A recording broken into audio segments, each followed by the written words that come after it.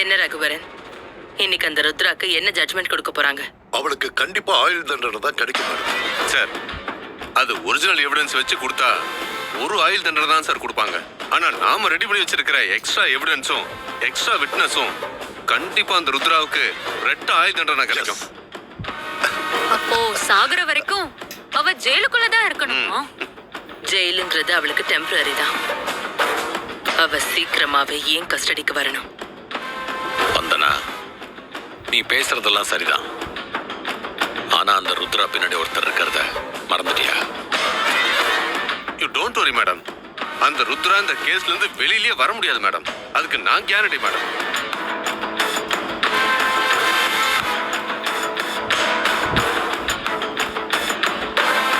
நீங்க என்ன யோசிக்கிறீங்க? ஒண்ணும் இல்ல, அந்த ருத்ராவை நாம ரொம்ப ஈஸியா கால்குலேட் பண்ணிட்டு இருக்கோம்னு தோணுது. ஏன் சார் அப்படி சொல்றீங்க? எல்லாமே நாம நினைச்ச மாதிரி பக்காவா தானே போயிட்டு இருக்கு. என்ன ரகுவரன், அந்த ருத்ரா யாருங்கிறத மறந்துட்டீங்களா?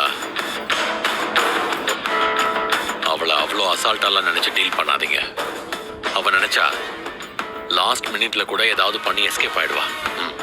ஆஹா, அப்படியெல்லாம் எதுவும் நடக்க கூடாது. இந்த சந்தர்ப்பத்துக்காக தான் இவ்வளவு நாளா நான் வெயிட் பண்ணிட்டு இருக்கேன். இது எக்காரணத்தை கொண்டு மிஸ்ஸே ஆக கூடாது. மேடம், மிஸ்ஸே ஆகாது மேடம். கோர்ட்ல வச்சு நான் பாத்துக்கிறேன் மேடம். இந்தாங்க. Thank you madam. இத பாருங்க வக்கீல், இன்னும் எக்ஸ்ட்ரா கூட வாங்கிக்கோங்க. ஆனா அந்த ருத்ராக்கு பனிஷ்மெண்ட் கிடைக்கணும். பனிஷ்மெண்ட் கிடைச்சு அவ ஜெயிலுக்கு போகணும். கண்டிப்பா மேடம். நான் வரேன் மேடம். வரேன் சார். ஓகே சார், நாங்களும் கிளம்புறோம். ஏ அமுதா மேடம்,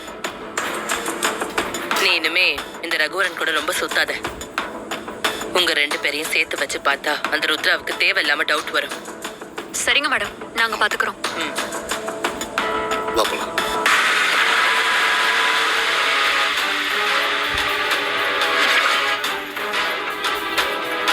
என்னங்க சார்ஜ் ஷீட்? Okay sir.